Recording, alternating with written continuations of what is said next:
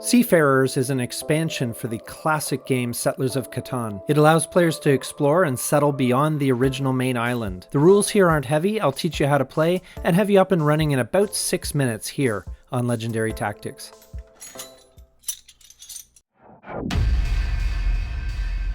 So we're going to introduce this great expansion, Seafarers of Catan, to you here today using the Catan Universe tutorial.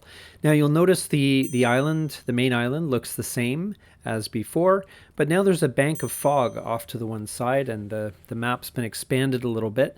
And the good news is there's not a lot of rules overhead with this expansion, and so you can get into it and it can add a little bit of variety to your games. So, but obviously you need to know the original rules of the game first. Now I'm going to place my second settlement. We're just finishing up the setup at this particular moment, and I'm going to place my second settlement on a coastline. Now why is that important? Because we have the choice of placing the usual road, or along the coast we can place a ship instead of a road. And so ships work in a way very similar to roads. It's obviously over water, and they have the opportunity to move and that sort of thing, which we'll go over in a sec. So I'm going to place the ship here. You can't really see it very well with the angle that we're at, but and then we're going to roll the dice for our first turn. We roll a 4, which gives us some wool, which is perfect. In order to build ships, you need to spend wood and wool to build the ship.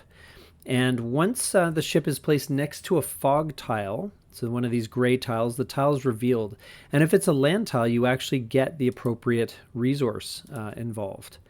And so we revealed a forest, so we get a wood, which is great.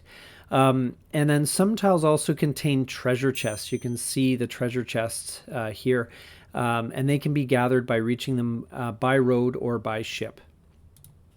And so we're going to build another ship. We happen to have the resources to be able to do that. And so we're going to build towards that treasure chest. And then once you collect a treasure chest, it's basically either a development card or resources. So in this instance, the treasure chest contained 2 roads or ships. So that's awesome. There we go.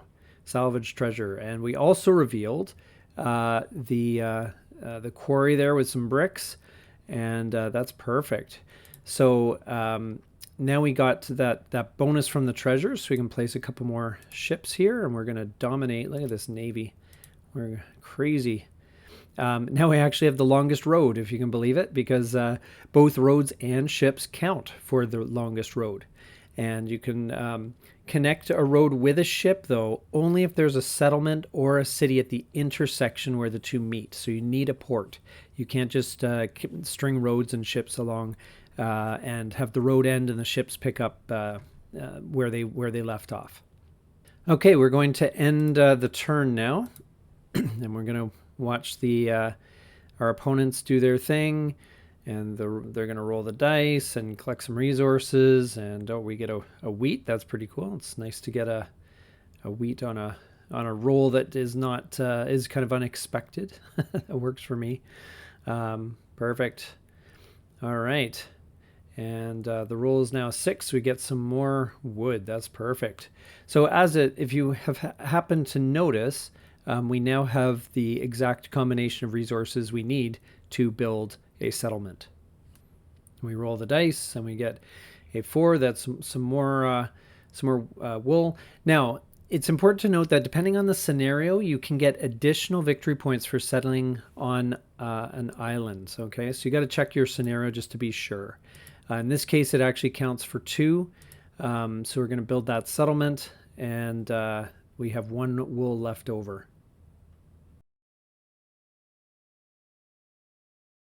Now, a roll of 7 can choose to move either the robber or the pirate.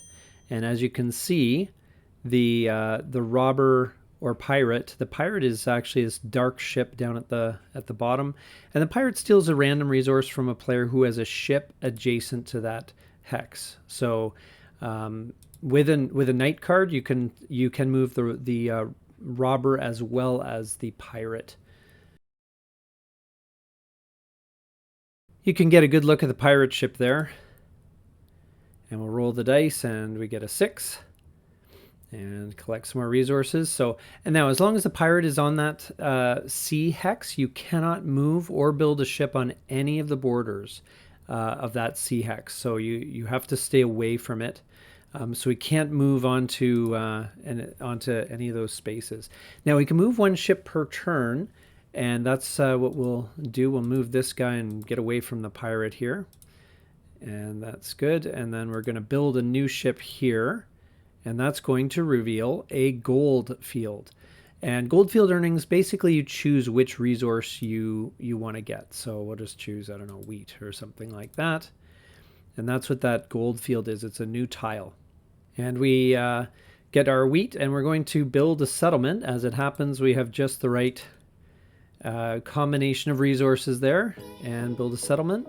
And that is basically the game. That's the rules of Seafarers. And you see you've got kind of a new land to explore, a new enemy to be wary of, and some new mechanics to kind of keep things interesting and keep this great game fresh for you. So hope this tutorial helped you. Thank you so much for watching, and we'll see you here next time on Legendary Tactics.